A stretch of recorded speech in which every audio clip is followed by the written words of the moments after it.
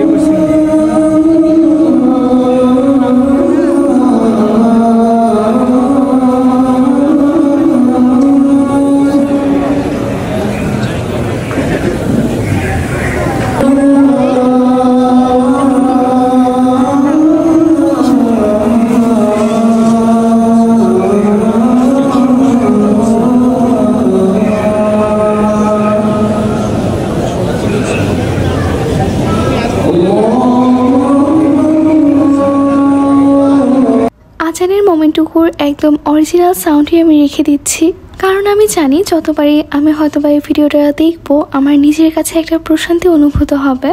আমরা gate number 79 দিয়ে enter করার সঙ্গে সঙ্গেই তাহাজ্জুদের আজান হয়ে গিয়েছে, আর কাবার কাছে যাওয়ার নিচে নামার গেটগুলো অফ হয়ে গিয়েছিল। So we have to wait till Fajr to perform our Umrah. আলহামদুলিল্লাহ, আমরা মসজিদুল হারামে আমাদের তাহাজ্জুদ এবং ফজরের সালাতটা আদায় করেছি। ফজরের সালাতের পরেই আমরা আমাদের উমরা শুরু করে দিই আলহামদুলিল্লাহ। আমি আমার পরিবারের সবাইকে নিয়ে ভালো আছি, সুস্থ আছি। আল্লাহ রাব্বুল আলামিনের ঘরে আসতে পেরেছি, পরিবারের সঙ্গে উমরা করার সৌভাগ্য পেয়েছি। এই চাইতে বড় পাওয়া হয়তোবা একজন মানুষের জীবনে অন্য কোনো কিছুই হতে পারে না। আমি যতবারই উমরায় আসি, প্রতিবারই আমার নিজেকে অনেক বেশি ব্লেসড বলে মনে হয়, কারণ উমরা হজটা আসলে মক্কায় আসলাম, মদিনায় গেলাম, ব্যাপারটা কিন্তু এরকম না। আল্লাহর ঘরে আসতে হলে অবশ্যই মহান আল্লাহ রাব্বুল আলামিনের পক্ষ থেকে ইনভাইটেশন প্রয়োজন। একজন মানুষ যতক্ষণ না পর্যন্ত আল্লাহ রাব্বুল আলামিনের কাছ থেকে এই ইনভাইটেশনটা পাচ্ছে, তার আগে যতই চেষ্টা করা হোক না কেন, যতই প্ল্যান করা হোক না কেন, কোনোভাবেই পসিবল না। আর আল্লাহ রাব্বুল আলামিন যে আমাকে আমার পরিবারের সঙ্গে উমরা করার তৌফিক দান করেছেন, এই জন্য মহান আল্লাহ রাব্বুল আলামিনের কাছে শুকরিয়া আদায় করে শেষ করা যাবে না। যেহেতু প্রায় 14-15 ঘন্টার একটা লং জার্নি করে এসেছি আমরা, আবার আমার ভাইটাও অসুস্থ ছিল, শরীর খুবই খারাপ লাগছিল, তবুও যখন আল্লাহ রাব্বুল আলামিনের ঘরটা নিজের চোখে দেখলাম, বিসমিল্লাহ বলে তাওয়াফ করা শুরু করলাম। আমি জানি না আল্লাহ রাব্বুল আলামিনের পক্ষ থেকে একদম অটোমেটিকভাবে একটা শান্তি, অন্যরকম একটা এনার্জি পেয়ে গিয়েছি আমরা। নভেম্বর মাস, অনেক মানুষের ভিড় ছিল, আর ওয়েদারের কথা কি বলবো নতুন করে। কিছু কিছু সময় মনে হচ্ছিল এই হয়তোবা মানুষের ভিড়ে নিঃশ্বাসটা বন্ধই হয়ে যাবে। তবুও আল্লাহর সন্তুষ্টিতে এই কোনো কিছুই আমাদের মাথায় আসছিল না। ওই যে বললাম, সবটাই মহান আল্লাহ রাব্বুল আলামিনের রহমত, আলহামদুলিল্লাহ। উমরার সময় তো ভ্লগ করার প্রশ্নই ওঠে না, তবুও নিজেদের জন্য স্মৃতি ধরে রাখার জন্য অল্প কিছু ক্লিপস নিয়েছিলাম। আর আমি আশা করব এই 1 মিনিটের অংশটুকু দেখে আপনারা বাকি সম্পূর্ণটুকু নিজেদের মতো করে গল্প বানিয়ে নেবেন না। আসলে সবটা জানার পরেও, বোঝার পরেও মানুষ মিসআন্ডারস্ট্যান্ড করতে পছন্দ করে, সেইটুকু যেন না করে এই জন্য বলে রাখি, একজন মানুষের 5-10 মিনিটের ভ্লগ দেখে কখনোই তার সম্পূর্ণ জীবনটা নির্ধারণ করা যায় না। সোশ্যাল মিডিয়ার 1-2টা পোস্ট কিংবা ফ্যামিলি ফ্রেন্ডদের সঙ্গে পিকচার্স কিংবা ভিডিও শেয়ার করার মাধ্যমেও কখনোই বোঝানো সম্ভব না আসলে আমি কি চাই, আমার মনে কি আছে। আর যারা বোঝে না তাদেরকে বোঝানোর প্রয়োজন বোধ করি না আমি। আমাদেরকে সৃষ্টি করা হয়েছে মহান আল্লাহ রাব্বুল আলামিনের সন্তুষ্টি আদায়ের জন্য। আসলে নামাজ, রোজা, হজ, যাকাত এগুলো প্রত্যেকেরই খুবই পার্সোনাল মোমেন্ট। ধর্মের ব্যাপারটা সম্পূর্ণই নিজের কাছে। আমাদের আল্লাহ রাব্বুল আলামিনের সঙ্গে কানেকশন আমাদের সবসময় চেষ্টা করা প্রয়োজন, কিভাবে আল্লাহকে সন্তুষ্ট করা যায়, আল্লাহকে খুশি করা যায়। মহান আল্লাহ রাব্বুল আলামিনকে খুশি করার এই জার্নিতে অল্প কয়েক বছরের জন্য পৃথিবীতে এসে মানুষের পিছে লেগে থাকা, মানুষকে নিয়ে খারাপ কথা বলা, এই ব্যাপারগুলো আমার কাছে খুবই পচা লাগে। কে কি করলো, কিভাবে করলো, এসব ভেবে সময় নষ্ট না করে বরং চলুন আমরা আমাদের নিজেদের বেটারমেন্টে কাজ করি, কিভাবে আল্লাহ রাব্বুল আলামিনকে আরো বেশি খুশি করা যায় এই ব্যাপার ভাবি। আর সবার জন্য অনেক অনেক বেশি দোয়া করি আল্লাহ রাব্বুল আলামিন আমাদের সবাইকে বোঝার তৌফিক দান করুক। আর প্লিজ তোমরাও সবাই আমাদের জন্য মন থেকে দোয়া করে দিও, আল্লাহ রাব্বুল আলামিন যেন আমাদের উমরাটা কবুল করে নেয়। আর আমার কথায় কোনো ভুল ত্রুটি হয়ে থাকলে প্লিজ তোমরা এগুলো ক্ষমাসুর দৃষ্টিতে দেখো। মানুষের ছোট্ট জীবনটাতেও কিন্তু অনেক চাওয়া না পাওয়া, দুঃখ কষ্টের গল্প থাকে। হয়তোবা আপনার চাওয়াটা আমার চাওয়ার চাইতে কিছুটা ভিন্ন, তবে আল্লাহ রাব্বুল আলামিনের কাছে কিন্তু আমরা সবাই সমান। সেই জন্য আমাদের যে কোনো প্রয়োজনে, যে কোনো সমস্যায় সব সময় আল্লাহর কাছে সাহায্য চাইতে হবে। আমি আপনাকে কিছু দিব না, আপনি আমাকে কিছু দিবেন না। মানুষ মানুষকে কিছুই দিতে পারে না। আমাদের একমাত্র চাওয়ার জায়গাই হচ্ছে মহান আল্লাহ রাব্বুল আলামিন।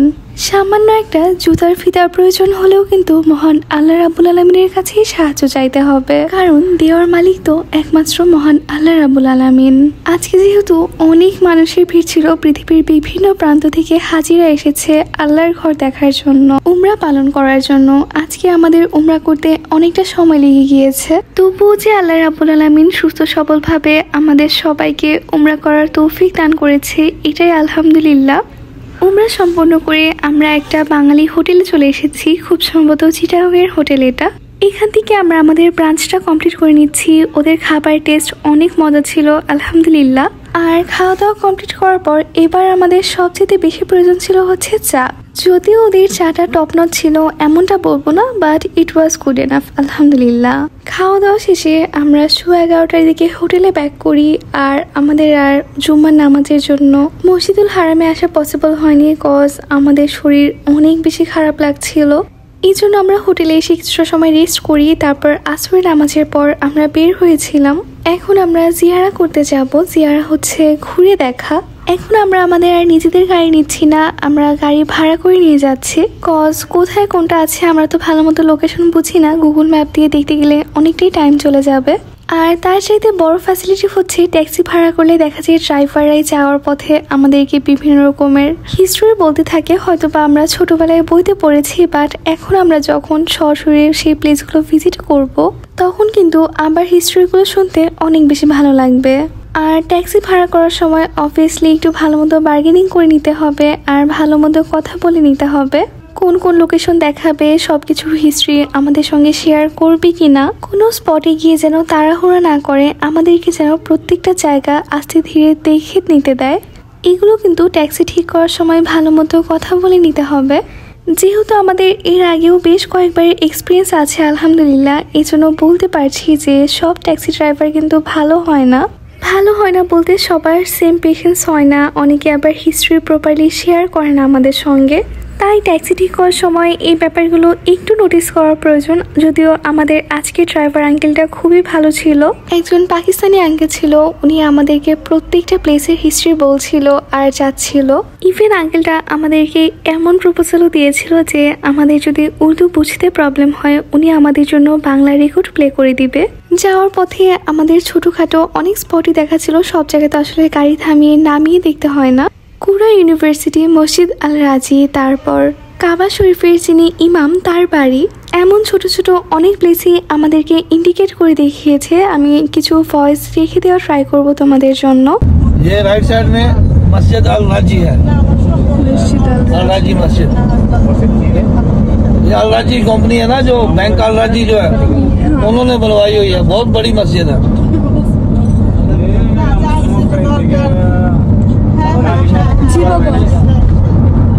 आप सल्लल्लाहु अलैहि वसल्लम ने उठ के पूछा कि अबू बकर क्या हुआ, तो अबू बकर सिद्दीक रज़ियल्लाहु ताला अन्हु ने बताया कि मुझे किसी चीज़ ने काटा है। तो आप सल्लल्लाहु अलैहि वसल्लम ने अपना लवाब जो है वो एड़ी के ऊपर लगाया और उससे दर्द भी ठीक हो गया और जहर भी खत्म हो गया। तो हर जुबान समझते थे, हर चीज़ का दर्द समझते थे। किया जब सांप आया तो उसने कहा कि कई सौ साल पहले यहाँ से पैगंबर गुजरे थे, उन्होंने कहा था कि आप सल्लल्लाहु अलैहि वसल्लम यहाँ पे जरूर आएंगे, तो मैं तो आपके दीदार के लिए बैठा हूँ इतने अरसे से। तो ये रास्ता था, इसलिए इनकी सबसे बड़ी यूनिवर्सिटी है जिसमें आलिम बनते हैं।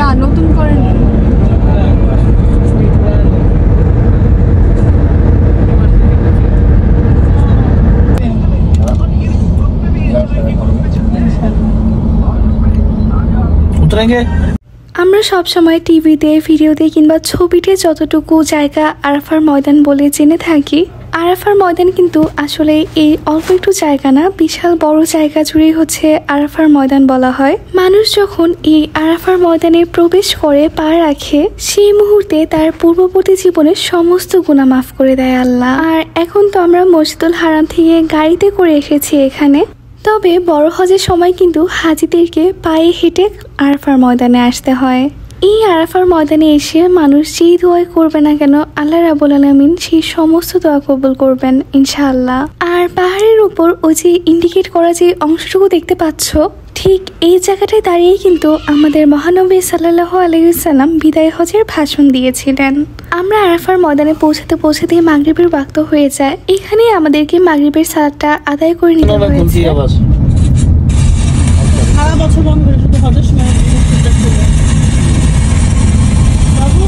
करना होता है 3 दिन 3 रातें, यहाँ से जाके शैतान को कंकरियां मारते हैं।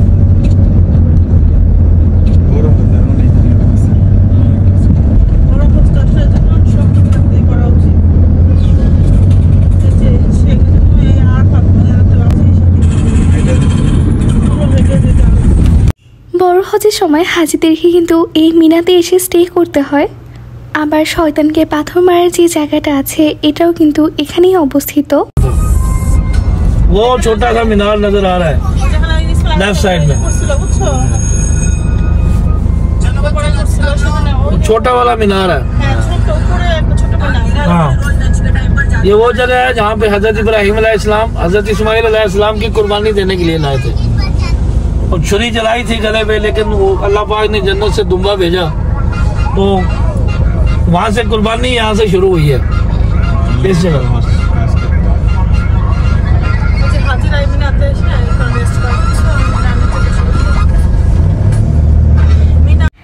আমাদের ইসলামে কোরবানির গুরুত্ব এবং ইতিহাস মোটামুটি প্রত্যেকটা মুসলমানেরই জানা। ইভেন আমরা ছোটবেলায় স্কুলে যখন থাকতাম আমাদের ইসলাম শিক্ষা বইও কিন্তু এই ইতিহাসটা পড়েছি। মহান আল্লাহ রাব্বুল আলামিনের নির্দেশে হজরত ইব্রাহিম আলাইহিসসালাম যখন তার প্রাণপ্রিয় পুত্র হজরত ইসমাইল আলাইহিসসালামকে আল্লাহর সন্তুষ্টি আদায়ের উদ্দেশ্যে কুরবানি করতে উদ্যত হয়, তখন কিন্তু আল্লাহ রাব্বুল আলামিন জান্নাত থেকে দুম্বা পাঠিয়েছিল। আর সেই সময় কিন্তু হজরত ইসমাইল আলাইহিসসালামের জায়গায় দুম্বা কুরবানি হয়ে যায়।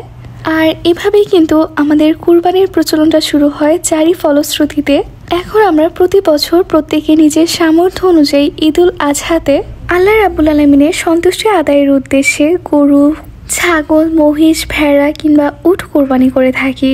আর এই ঐতিহাসিক ঘটনাটা কোথায় ঘটেছিল সেটাও কিন্তু আমাদেরকে একদম ইন্ডিকেট করে দেখানো হয়েছে। ছোটবেলা থেকে আল্লাহ রাব্বুল আলামিনের রহমতে বেশ কয়েকবার আমার এই প্লেসগুলো ভিজিট করা হয়েছে। তবুও আসলে আমি যতবারই এখানে আসি আমার গুজবাম্পস হয়। আর অবশ্যই ড্রাইভার আঙ্কেলের জন্য মন থেকে অনেক দোয়া, উনি আমাদেরকে খুব সুন্দর করে ঘুরিয়ে দেখিয়েছেন আর প্রত্যেকটা হিস্ট্রি খুব সুন্দর করে এক্সপ্লেন করেছেন আমাদেরকে। আমরা ঘুরে আসতে আসতে দেখি অলরেডি এশার সালাত শুরু হয়ে গিয়েছে। মসজিদুল হারামে তো সবাই একসঙ্গে জামাতে সালাত আদায় করছেই, আর এখানে কিন্তু রোড সাইডেও অনেক মানুষ নামাজ আদায় করছে। আমাদের তো জামাতের সালাদটা মিস হয়ে গেল। এখন আমরা হোটেলে গিয়ে 5 মিনিটের মধ্যে ওযু করে বের হয়ে পড়বো।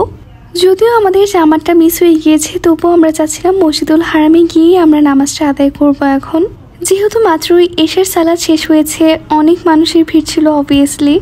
সবাই মসজিদুল হারাম থেকে বের হয়ে আসছে, হয়তোবা কেউ হোটেলে ব্যাক করছে কিংবা কেউ শপিংয়ে যাচ্ছে। এত মানুষ বের হয়ে আসছে, তবুও কিন্তু মসজিদুল হারামে অনেক মানুষের ভিড় আছে। দাঁড়াও, এখন ভয়েস ওভার না দিয়ে তোমাদের সঙ্গে অরিজিনাল সাউন্ডটা শেয়ার করি, যেন তোমরা একটু উপলব্ধি করতে পারো মোমেন্টটা।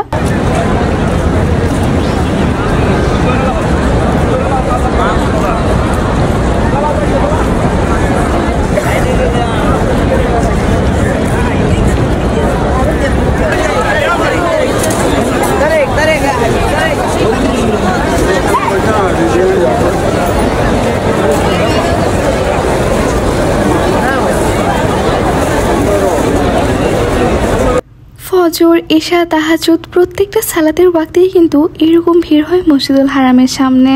আজানের শব্দ শুনে এক আল্লাহর ডাকে সাড়া দিতে কত মানুষ চলে এসেছে নামাজ আদায় করার জন্য।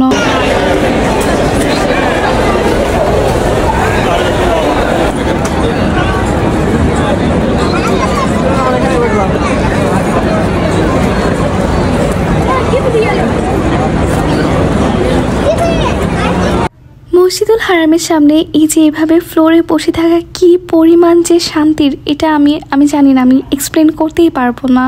যারা এসেছো তোমরা জানো, আর যারা এখনো আসতে পারোনি, দোয়া করি আল্লাহ রাব্বুল আলামিন তোমাদের সবাইকে খুব শীঘ্রই আল্লাহর ঘরে দাওয়াত দিক। হারামে এসে ফার্স্টেই আমরা এশার সালাত আদায় করে নিয়েছি, তারপরে বাবা আমাদের জন্য একটু খাবার কিনতে গিয়েছিল। সেই যে সকাল 11টার সময় ব্রাঞ্চ কমপ্লিট করেছি, তারপর বিকালবেলা আইসক্রিম খাওয়া হয়েছিল।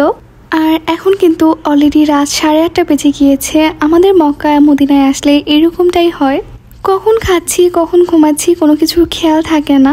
ওরকমভাবে সারাদিন ভরে ক্ষুধা অনুভূত হয় না সত্যি বলতে। আমরা এমনি স্ন্যাক্স হিসেবে নাগেট খাচ্ছিলাম, আর আয়নের জন্য একটু রাইস আইটেম আনা হয়েছে। তোমরা হয়তোবা আজকের ভিডিওতে দেখলে যে আমার ভাইটা মাশাআল্লাহ খুব সুন্দরভাবে আমাদের সঙ্গে সারাদিন ঘুরে বেড়াচ্ছে।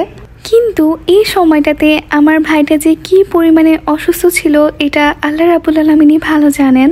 ঠান্ডা তো গতকালকে থেকেই আছে, আবার সকালবেলা ভাইটার জ্বরও চলে এসেছিল।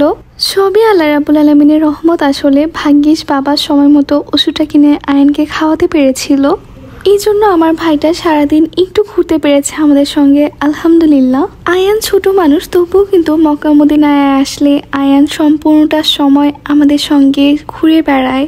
মসজিদে এসে বসে থাকে, মসজিদে রেস্ট করে, একটা বারের জন্য বলে না যে আমার টায়ার্ড লাগছে হোটেলে চলো। মসজিদুল হারামে ঠিক পাশেই লুলু মার্কেটের নেম দেখে আমরা ভেবেছিলাম হয়তো এখানে লুলু দিয়েছে।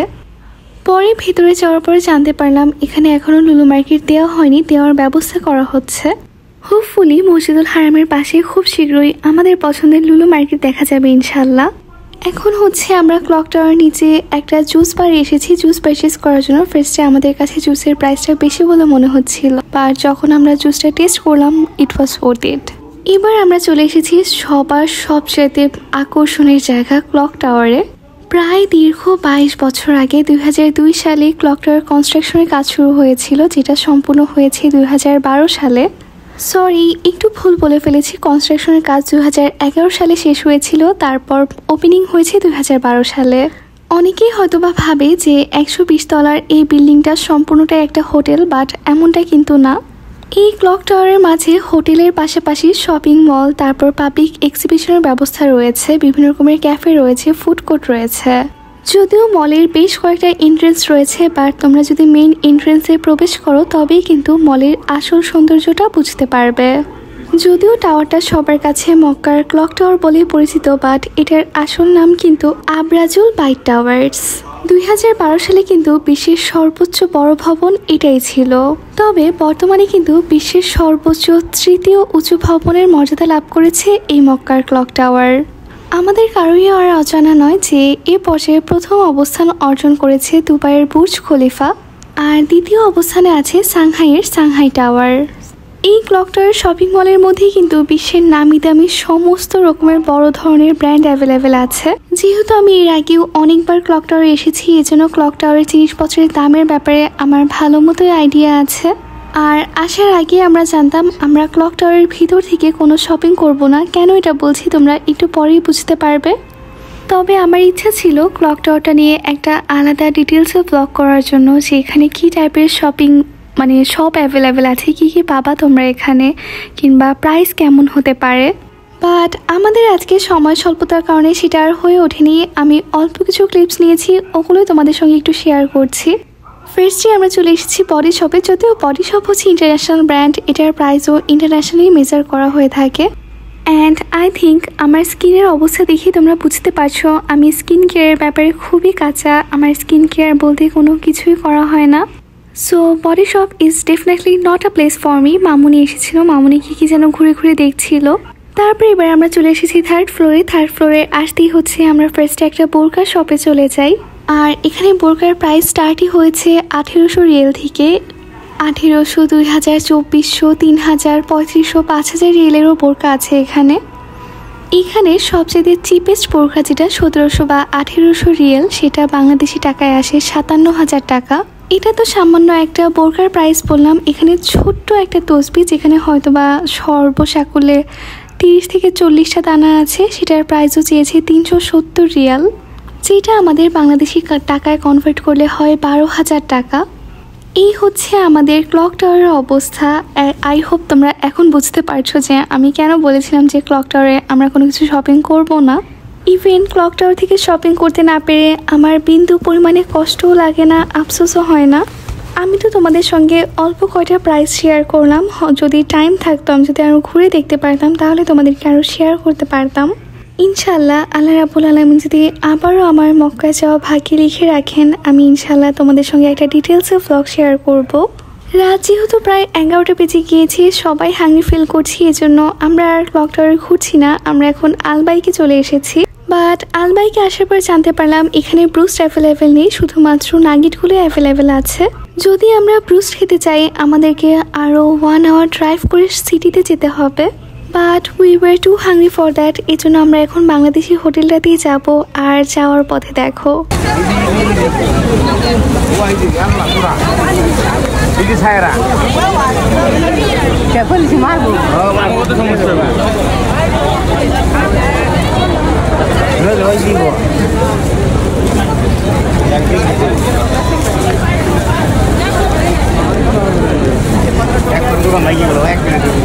মানে পুলিশ তো নিষেধ করেছে মসজিদুল হারামের সামনে কোনো ফুটপাত দোকান দিয়ে না বসতে, তবুও কিছু মানুষ বসেছিল দোকান দিয়ে।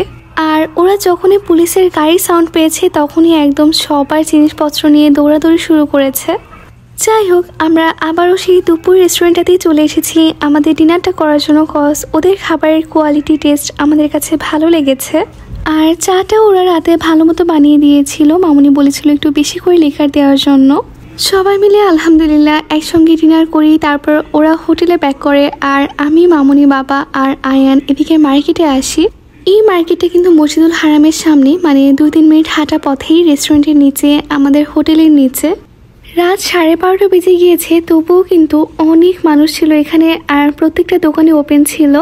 গতকালের ভিডিওতে তো বলেছি তোমাদেরকে যে মক্কায় কখন রাত হয় কখন সন্ধ্যা হয় কিচ্ছু বোঝা যায় না। কজ 24/7ই অনেক মানুষের ভিড় থাকে।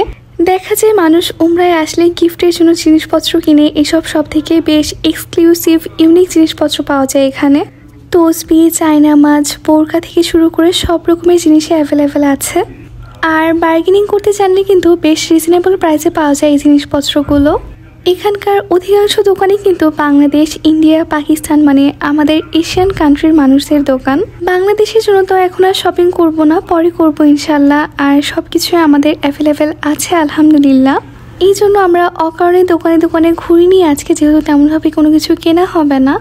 শুধুমাত্র 2-3টা বোরকার দোকানে যাওয়া হয়েছে, কেননা কিছু ঘন্টা আগে হঠাৎ করে আমার কাছে মনে হয়েছে যেহেতু কালকে আমরা জেদ্দা যাবো ইনশাল্লাহ, এই জন্য যদি একটা লাইট কালারের বোরকা কেনা যেত তাহলে খুব ভালো হতো। আদৌ বোরকা কেনা হবে কিনা, পছন্দ অনুযায়ী পাবো কিনা, কোনো কিছুই জানি না। তবুও মামুনি বাবাকে বললাম যে যদি পছন্দসই পাই তাহলে কিনবো, 2-3টা দোকান একটু ঘুরে দেখি। আর লাকিলি আলহামদুলিল্লাহ আমাদের ঘোরার সেকেন্ড দোকানটাতেই আমি আমার পছন্দ অনুযায়ী একটা বোরকা পেয়ে যাই। আর যেহেতু বাংলাদেশি দোকান ছিল, আমরা এই সব থেকেই বোরকাটা পারচেস করে ফেলেছি। হয়তো বা রিলসে বোরকাটা তোমরা দেখেও ফেলেছো অলরেডি। ইনশাল্লাহ কালকে জেদ্দা যাওয়ার সময় তোমাদেরকে আরেকটু ভালো মতো দেখাবো ইনশাল্লাহ। সারাদিন মক্কায় ঘোরাফেরা করে আমি টায়ার্ড হয়ে গিয়েছি, আর আজকে 1 সপ্তাহ পরে আমি 25 মিনিটের ভয়েস ওভার দিয়ে টায়ার্ড হয়ে গিয়েছি। ইউজুয়ালি তো আমার এত বড় ভ্লগ আপলোড দেওয়া হয় না, তোমরা সবাই সবসময় কমপ্লেন করো যে আমি কেন ছোটো ছোটো ভ্লগ আপলোড দিই। তো তোমরা কে কে আজকে আমার সম্পূর্ণ ভ্লগটা দেখেছো কমেন্ট করে জানাতে ভুলবে না। আর প্লিজ তোমরা সবাই মন থেকে দোয়া করে দিও আমাদের জন্য, মহান আল্লাহ রাব্বুল আলামিন যেন আমাদের উমরা কবুল করে নেয়। আমিও তোমাদের সবার জন্য মন থেকে অনেক অনেক বেশি দোয়া করি। তোমরা সবাই ভালো থেকো, সুস্থ থেকো। আল্লাহ হাফেজ।